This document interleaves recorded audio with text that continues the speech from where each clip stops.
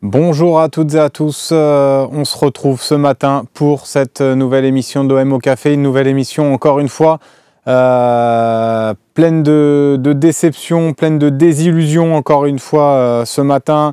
C'est très dur d'être là, mais on va essayer de tenir le coup tous ensemble. Je vous vois déjà présent dans le chat ce matin, donc merci à vous de votre présence. Exactement, OM éternel. Gueule de bois, mais beaucoup d'émissions ont été réalisées comme ça, hein, les lendemains de match le dimanche, le lundi matin, c'est souvent compliqué. Ouais, l'homme des lendemains qui déchante, nous dit A793, c'est vous. C'est vrai que je suis souvent là les lendemains de défaite, mais d'ailleurs il y avait, je sais plus qui avait commencé le dernier live en me disant que j'étais un peu le chat noir. Alors c'est peut-être le cas, hein, finalement je commence vraiment à me poser la question sérieusement.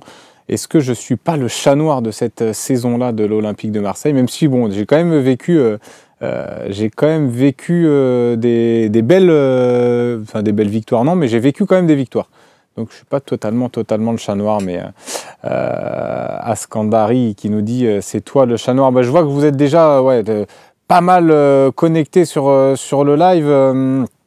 Est-ce que voilà, j'aurais aussi une petite question à vous poser par rapport à Twitch et comment se passe aussi le monde un petit peu des réseaux sociaux. Je sais qu'il y a beaucoup d'habitués dans le chat, donc je pense à par exemple à une personne comme Charlie Goyard, Mandanda77 aussi qui est souvent là. Je pense à d'autres. Là, j'ai en tête Charlie Goyard, mais ça peut être d'autres. Mais si ça vous intéresse d'être aussi modérateur là, de cette chaîne Twitch du Phocéen, pour qu'on passe encore plus de beaux moments ensemble. Donc voilà, n'hésitez pas à me dire dans le chat s'il y en a certains qui sont intéressés pour être ces modérateurs-là sur notre chaîne Twitch, qui mettent un message là sur le live Twitch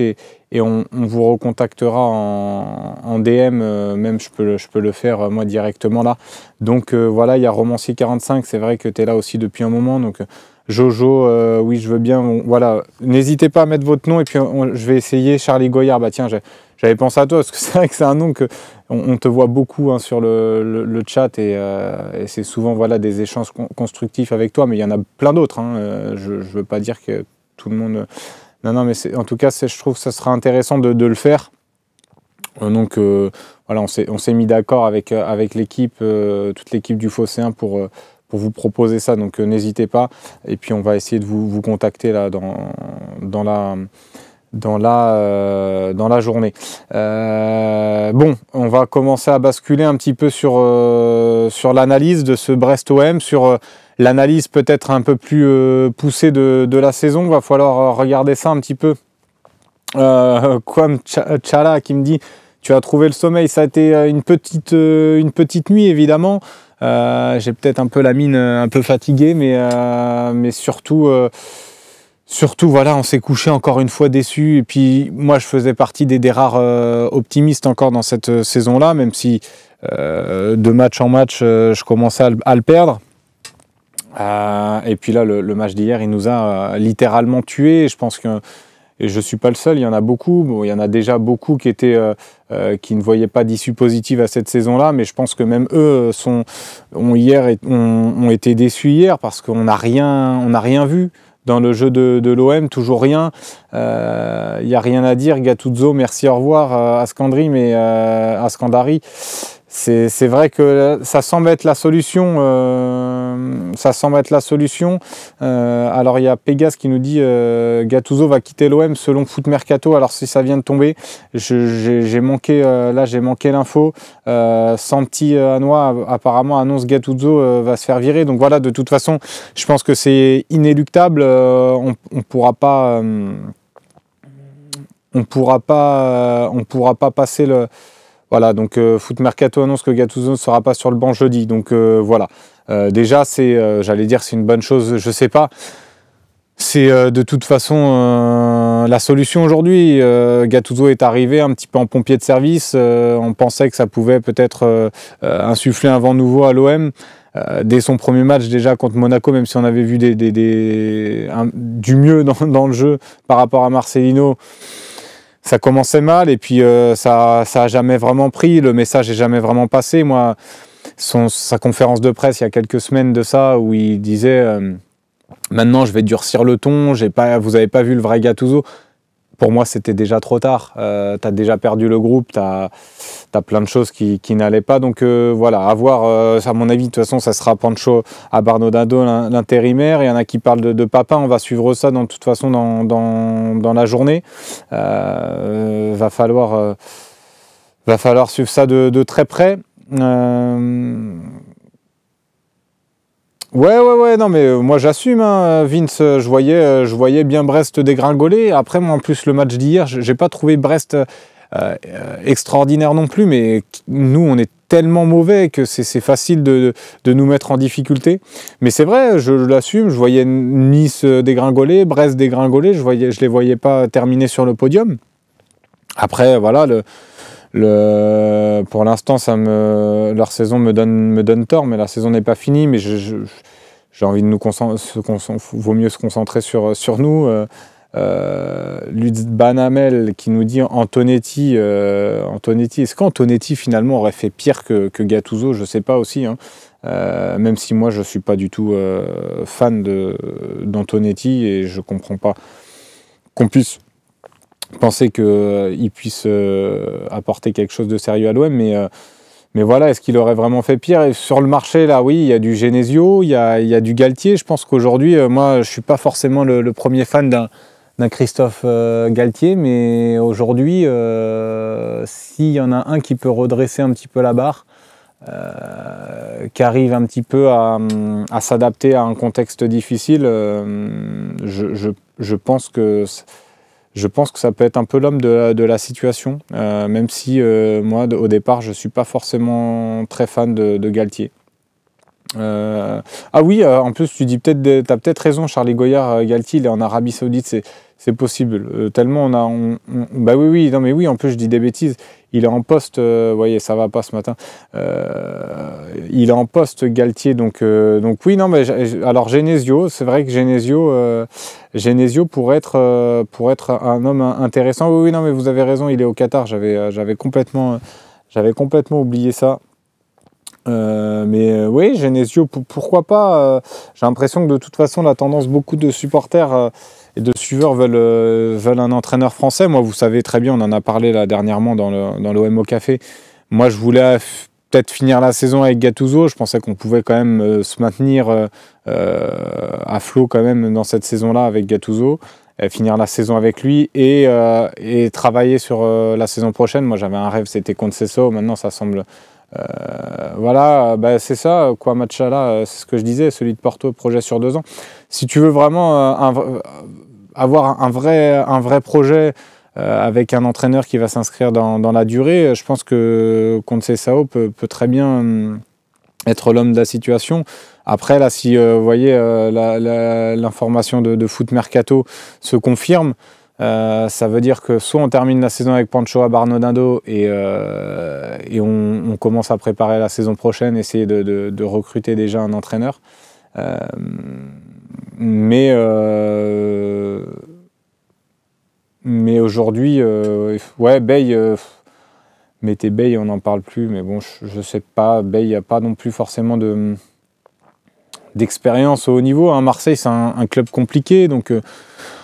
honnêtement, mettre Habib Bey, je sais pas. Moi, je pense pas que ce soit une très bonne idée. Je préfère à la limite un Genesio, hein, qui connaît la Ligue 1, qui a toujours donné cette impression-là d'avoir envie d'entraîner l'Olympique de Marseille. Donc à voir. En tout cas, c'est un peu l'info là ce matin. Donc Gattuso qui ne sera pas sur le banc jeudi. Je vais quand même regarder ça avec vous parce que il faut quand même qu'on soit sûr de cette info-là.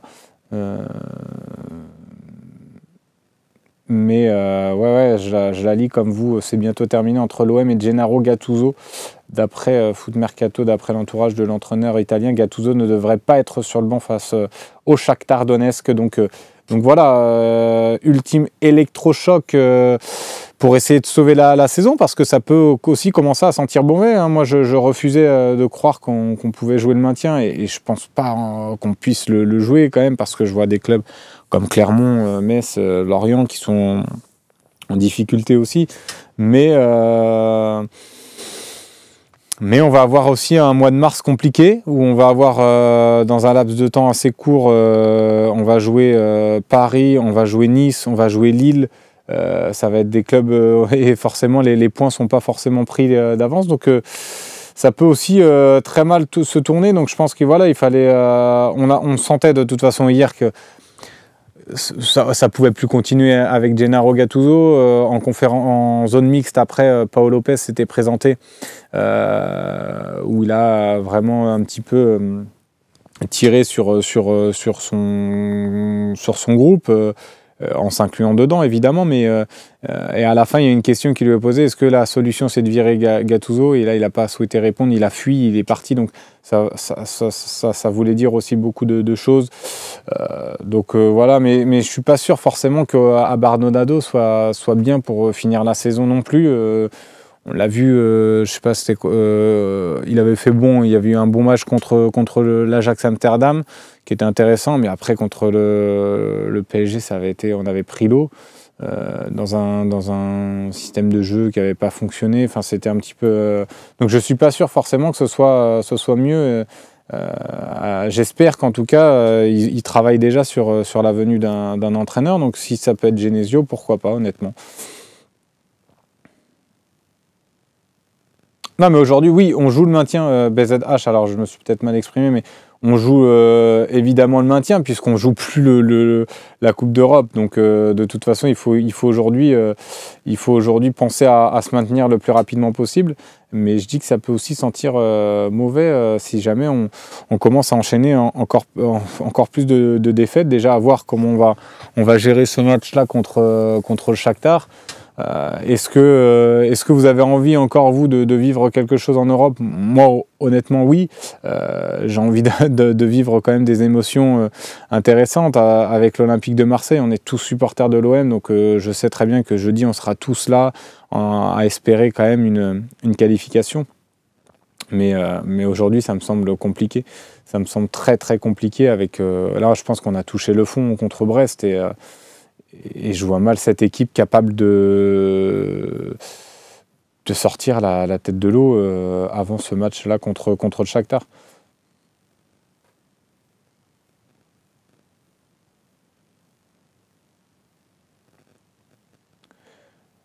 Vous n'êtes pas des vrais supporters. On a une C1, nous. On doit... Bibi, j'ai pas compris ton message là-dessus, mais bon, en tout cas. Ouais, Steve, comment tu peux espérer quelque chose avec... je dis, hein, j'espère plus grand-chose, hein, c'est ce que je te dis justement. Mais au fond de nous, on va quand même supporter l'OM. On va quand même supporter l'OM jeudi. En tout cas, moi, ce sera mon cas. Je vais avoir envie qu'il gagne, mais si tu me demandes si j'y crois, je crois pas à une qualification jeudi soir.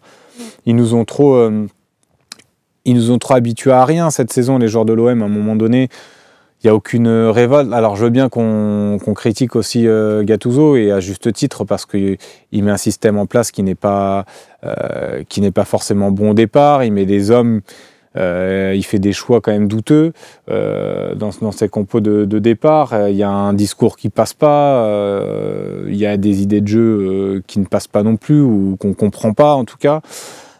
Donc il n'a rien apporté non plus, mais je veux dire, les joueurs, moi j'ai entendu sur RMC hier dire l'attitude des joueurs, on ne peut pas leur reprocher grand chose. Je suis désolé, on peut leur reprocher énormément de choses. Hier il y a trop de situations où Brest, encore à 10 contre 11, est en surnombre dans notre camp. C'est impossible. Il y avait des joueurs, je le voyais, il y avait trop de joueurs, Amin Harit en premier, qui faisaient pas les efforts. Il y a trop de joueurs. Alors, au-delà de la difficulté technique et des erreurs techniques, ça qui peuvent arriver, qu'on peut justifier par un manque de confiance parfois. Mais là, hier soir, il y a un manque d'envie, un manque de volonté, un manque de caractère, un manque de tout. Et donc, comment tu veux espérer quelque chose? Bien sûr que je ne crois pas à une victoire à en Coupe d'Europe contre le Shakhtar. Comment tu veux que j'y croie? Mais je te dis aujourd'hui que si l'OM joue un match de Coupe d'Europe, forcément, je vais être supporter de l'OM parce que moi, peu importe les joueurs qu'il y aura sur le terrain, j'ai envie de voir l'OM en haut de l'affiche. Donc, je vais être supporter. Je vais être supporter de l'OM. Jeudi, je serai là à commenter le match avec Idriss, il y aura Bilal, on sera là en plateau, je vais être supporter. Mais si tu me demandes si j'y crois, bien sûr que non, j'y crois plus. Voilà. Ouais, on fait plus peur à personne. Virage Nord, t'as raison. Non mais voilà, cette saison est vraiment horrible. J'essaye de ne pas m'énerver parce que j'ai pas envie que mes mots dépassent ma pensée. Là, ce matin, ouais, c'est dur, hein, honnêtement. Marc-Antoine a dit ce matin, c'est dur quand on est supporter. Après, moi, honnêtement, on est aussi journaliste. Moi, je me dois d'avoir une autre attitude. Là, honnêtement, j'arrive pas ce matin à prendre le dessus. Je vous le cache pas. J'arrive pas à prendre le dessus. J'ai encore trop d'énervement par rapport à hier, par rapport à toute cette saison. Donc voilà. DJ Nax, ouais, bah on peut faire ce débat-là. T'as rien à reprocher aux joueurs. Ils sont perdus sur le terrain, il n'y a aucune animation. Ouais, mais oui, non, mais ça c'est vrai. Il y a aucune directive et c'est pour ça, je pense que le premier responsable, c'est Gennaro Gattuso qui n'a pas réussi à insuffler quelque chose, qui n'arrive pas à transmettre son message. Mais aujourd'hui, je vois aussi des joueurs qui ne font pas les efforts. Alors peut-être que c'est volontaire, peut-être qu'ils avaient envie de faire virer leur entraîneur. Mais il a raté, il va partir, c'est logique.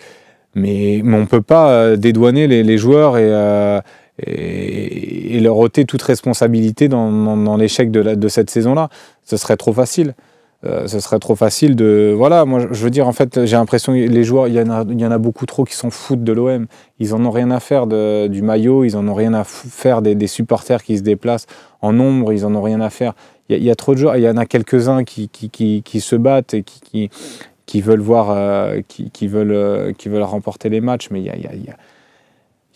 y a rien qui va dans cette saison-là. Il y a rien qui va, honnêtement, il y a rien qui va. Ouais, mais peut-être qu'ils l'ont lâché, mais moi j'ai toujours du mal. Si t'as une équipe qui lâche ton entraîneur, ça veut dire que t'as rien à faire à l'OM. Je suis désolé. Tu peux pas. Le plus important, c'est quand même le club, c'est l'institution, c'est l'OM. Donc peu importe que tu aimes le coach ou pas, tu dois quand même te battre sur le terrain. Hier, il y a des attitudes moi qui m'ont déplu. Je dis Amin Harit, mais il y en a d'autres. Mais des efforts qui sont pas faits. Donc après voilà, on va voir. Peut-être que vous avez raison aussi. Même si moi je juge Gattuso responsable du naufrage. Mais c'est pas le seul. Voilà. Merci Mika 062. Voilà, enfin un message positif ce matin. J'ai bien aimé Blanco. Oui, c'est vrai que Blanco nous a maintenu en vie, a retardé un peu l'échéance, mais ça n'aura pas suffi et ça nous pendait au nez de toute façon ce but de l'AS Melou. Nico Amskas, si je pense qu'avec Rongier, Verretou, est-ce que ça aurait été différent? En tout cas, c'est des joueurs qui, eux ne lâchent rien. Peut-être dans cet effectif-là, ils auraient réussi à remobiliser l'équipe. Mais bon, je veux dire, Verretou, Rongier étaient là aussi au début de saison quand ça se passait pas très bien sous Marcelino, étaient là lors de l'élimination contre le Pana, donc où on voyait déjà rien. Donc je ne sais pas si c'est vraiment ces deux joueurs-là qui auraient changé. C'est sûr que Verretou manque dans l'effectif. Si on regarde, il manque parce qu'il était important avant qu'il se blesse. Il était important. Il faisait presque tout sur le terrain. On le voyait attaquer, on le voyait défendre. Donc c'est sûr que c'est des joueurs comme ça, ils nous manquent. Mais Ici, c'est un groupe de parole comme aux Alcooliques Anonymes. Ouais, non, mais j'ai l'impression que là, on est tous un peu en dépression. Et je m'excuse encore une fois parce que je devrais prendre un petit peu plus de hauteur sur ces événements-là. Aujourd'hui, moi, ça m'impacte aussi comme vous parce que je suis supporter de l'OM, on le dit, on le répète. Donc voilà, on va essayer de passer à autre chose. Maintenant, on va voir quel entraîneur pourra être intéressant de ramener. Mais je pense que voilà, on a parlé de Genesio. Genesio, pourquoi pas. Genesio, pourquoi pas sur cette fin de saison. Donc à voir aussi si. Mais je pense que voilà, il y a eu une discussion aussi hier après dans les couloirs entre Benatia et Longoria. Je pense qu'il commençait déjà peut-être à préparer l'après Gattuso. Il va falloir s'activer parce que si on veut pas sombrer encore plus dans cette saison, il va falloir un nouvel électrochoc. Moi, honnêtement, je ne suis pas sûr que ça passe par un Abardonado ou un Jean-Pierre Papin. Je ne suis pas convaincu de ça. Donc voilà. Mich, pourquoi Gattuso part Oui, il part bien normalement. Enfin, il part bien. C'est l'info en tout cas de Foot Mercato ce matin. Il ne devrait plus être sur le banc si vous nous rejoignez en cours de route. Il ne devrait plus être sur le banc contre le Shakhtar. Donc voilà.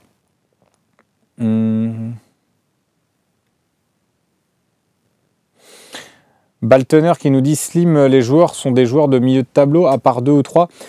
Donc l'entraîneur, ça ne changera rien. Si, je pense que ça change. Honnêtement, ça change quand même l'entraîneur malgré tout. Je pense que, tu vois, au début, quand on regarde le recrutement cet été, je peux reprendre la une de l'équipe, par exemple, qui disait l'OM va jouer le titre au vu de notre recrutement cet été.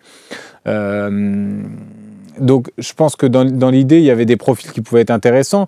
Par exemple, un joueur comme Ismail Assar, on va prendre lui, on va le cibler parce que son match, moi hier, j'ai pas du tout aimé. Il ne provoque pas, il perd tous ses ballons. Quand il doit tirer dans la surface de réparation, il va tenter un centre pour personne. Donc il joue à l'envers, il est vraiment pas bon. Il était censé nous apporter aussi cette profondeur-là. À la récupération du ballon, dans les projections rapides, il était censé être intéressant dans ce rôle-là, prendre la profondeur, aller provoquer, jouer sur sa vitesse. On ne voit rien de tout ça. Donc ce qu'il était censé apporter de par son profil, il ne l'apporte pas. Donc ça, c'est réel.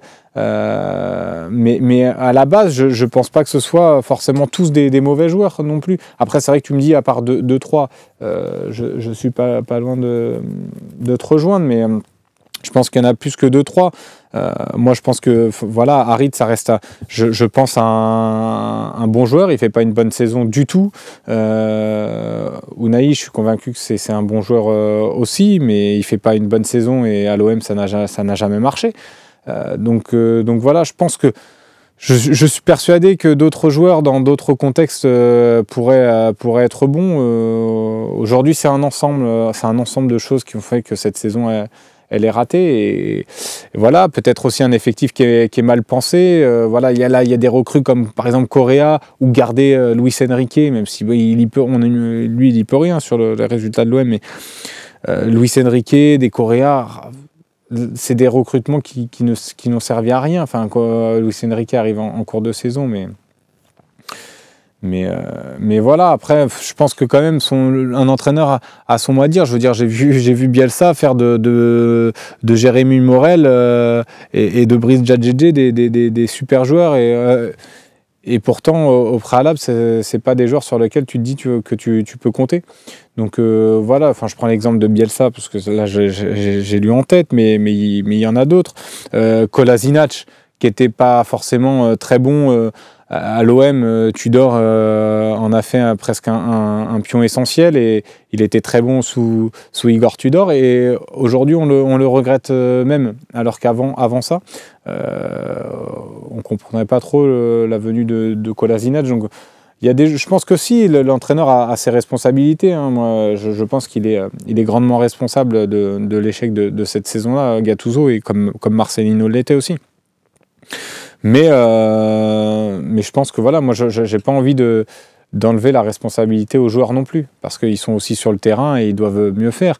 quand j'entends par exemple l'interview de Mehdi Benatia qui dit que quand il arrive au club, on lui dit qu'il y en a 2-3 qui ont des soucis de comportement, dont fait partie Jonathan Klaus. Moi là ça me pose question. Ça veut dire qu'aussi il y a des attitudes qui ne sont pas bonnes. Donc il y a aussi des profils de joueurs qu'on a recrutés. Donc là c'est Longoria qu'on a recruté qui ne sont pas faits pour jouer à l'OM, et ça il fallait y penser bien avant.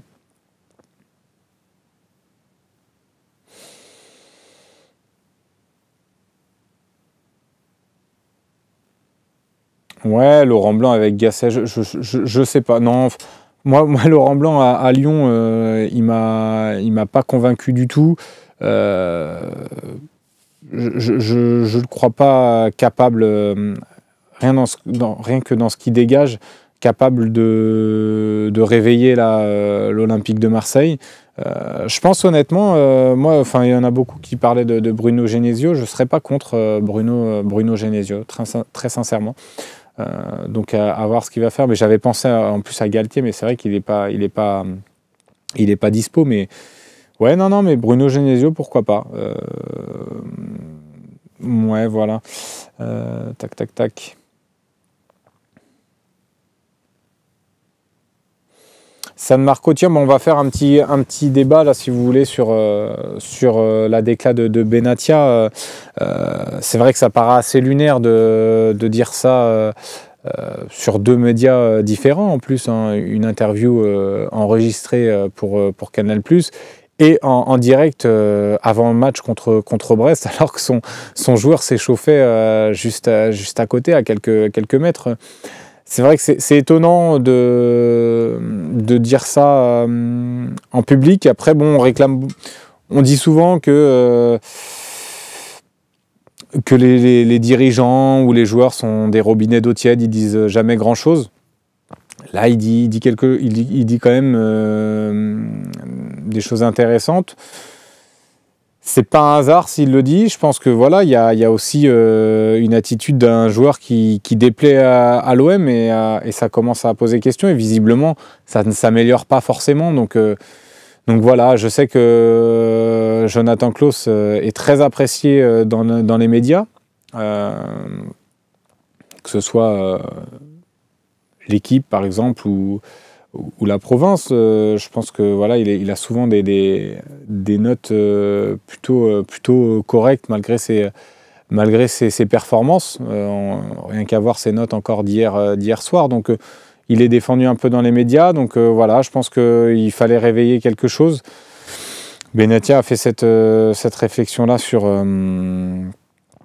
sur Jonathan Klaus. Moi, ça me dérange pas, parce qu'à un moment donné, il faut arrêter d'être trop gentil avec ces joueurs-là qui n'en ont rien à faire de l'Olympique de Marseille. Voilà, moi, je suis d'accord qu'il faut laver son linge sale en famille, mais à un moment donné, ils l'ont fait. Il y a eu les réunions, ils ont reçu Jonathan Klaus dans leur bureau. Il n'y a pas visiblement d'amélioration dans son comportement. On le voit sur le terrain. Il n'y a rien. Il n'y a pas d'envie. Il perd un ballon à un moment donné. Enfin, j'ai cette image en tête, mais ça va peut-être pas vous parler. Mais il perd un ballon à un moment donné. Il n'y a aucun retour, il n'y a aucun repli. Il n'y a pas d'envie. Donc, moi, je veux bien, mais après, voilà, pourquoi Klaus est titulaire? Parce que Wanner, parce que son concurrent est remplaçant, mais tu me diras, il aurait pu mettre Merlin côté droit pour dépanner. Ça aussi, c'est un peu incompréhensible. Mais je pense qu'intrinsèquement, c'est un bon joueur. Jonathan Klaus, je ne parle pas de son niveau, hein. Je pense que c'est un très bon joueur, très, très bon piston. Mais moi, c'est l'attitude. À un moment donné, on ne peut plus laisser passer ça, quoi. On ne peut plus laisser passer. Mais même, enfin là, je parle de Klaus, je ne sais pas si c'est que lui, mais là, parce qu'on parle de Mehdi Benatia. On parle de Mehdi Benatia. Mais c'est sûr que, franchement, je ne sais même pas quoi penser de son intervention. Ouais, moi aussi. Enfin, franchement, si c'est vrai, les propos de Benatia, tant pis pour Klose, il jouera pas l'Euro et tant pis pour lui, mais à un moment donné, moi je pense que l'OM doit passer avant tous ces problèmes de comportement. Il y en a trop eu, même ces dernières saisons à l'OM, entre ceux qui veulent pas s'entraîner. Et pourtant, il y en a qui sont adulés par beaucoup de supporters. Il y a des joueurs qui sont adulés et qui sont partis de l'OM, qui sont adulés par certains supporters. Et dans l'attitude, ils n'ont jamais montré une grande envie. Et pourtant, ils disent aimer l'OM. Mais bon. Enfin bref, ça va être, on va pas faire ce débat-là. Là, voilà, il y a eu un petit sondage de fait. Êtes-vous surpris par les propos de Benatia? Quand même, dans la majorité, vous êtes plutôt surpris de ces propos. C'est vrai qu'il...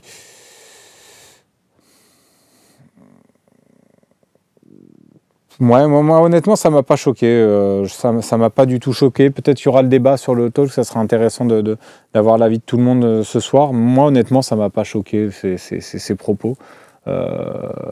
Comme je le dis, à chaque fois, on réclame de la direction d'être transparent. Il l'a été. Et voilà, si Klose ne montre pas une belle attitude, à un moment donné, il répond à la question. Est-ce qu'il aurait dû répondre à côté? Je ne sais pas, mais pour moi, ça ne m'a pas choqué, honnêtement.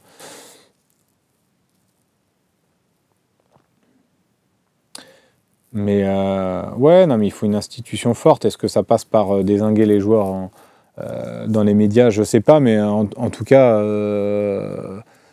ils l'ont dézingué, je pense, dans les bureaux de la commanderie. Donc voilà, apparemment, son comportement ne s'améliore pas forcément. Et on le voit sur le terrain, honnêtement. Et on n'est pas aveugle. On voit les matchs aussi de l'OM et on voit bien et ça fait depuis un moment qu'on voit que Klose n'est pas au niveau. Donc...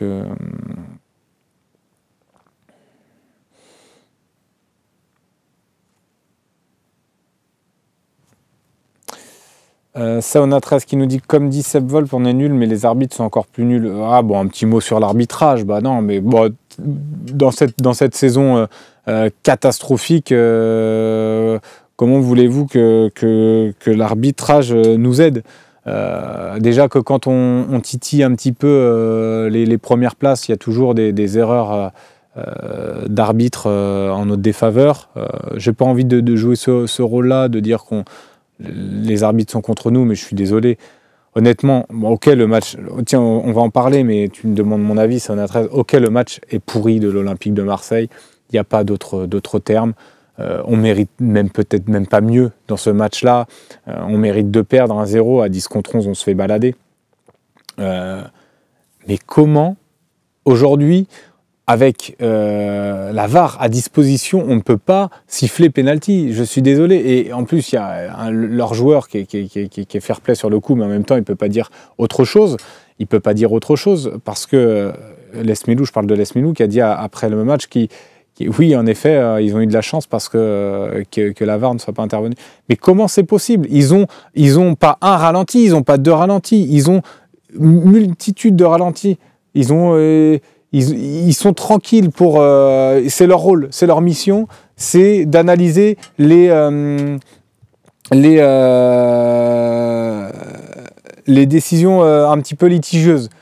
Là, on voit quand même que NDI se fait faucher dans la surface de réparation, qui reste au sol. Beaucoup d'Olympiens réclament le penalty. Alors, c'est pas parce que les joueurs réclament qu'il faut tout le temps aller voir la VAR.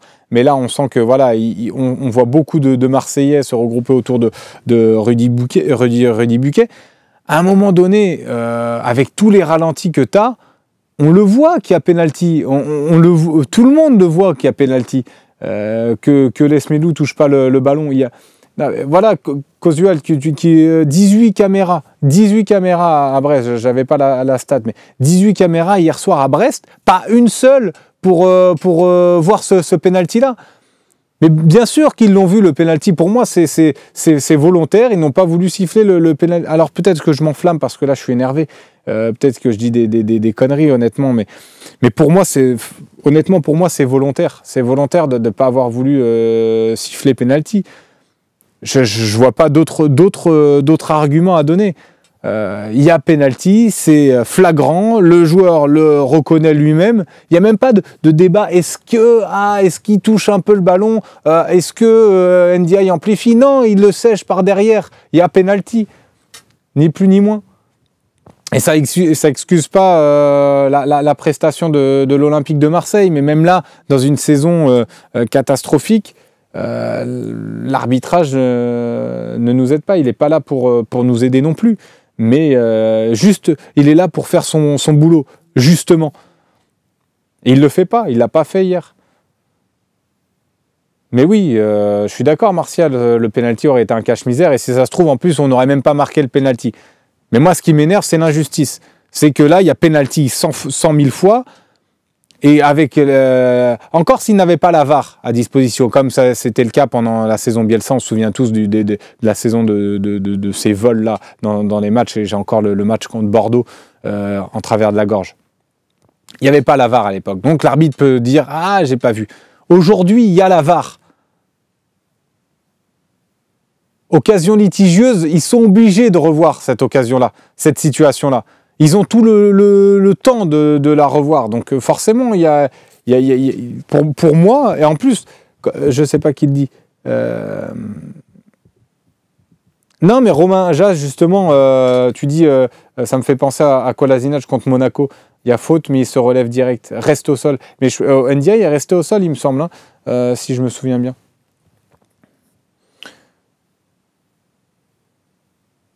Mais ouais, après, voilà...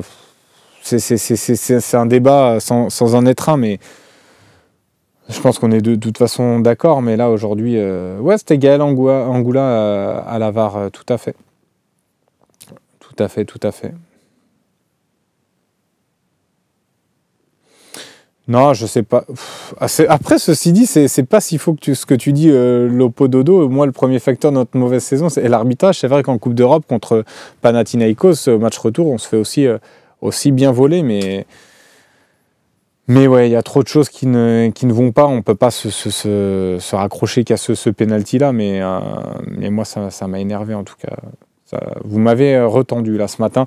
Bon, voilà, je pense qu'on a fait le tour un petit peu ce matin de ce débrief. Il y a la grosse info de la matinée, c'est que Gennaro Gattuso, d'après les informations de Foot Mercato, donc ça sera à vérifier, à confirmer, mais d'après les informations de Foot Mercato, ne devrait pas être sur le banc contre le Shakhtar Donetsk jeudi au Vélodrome. Donc voilà, ça c'est la grosse info de ce matin.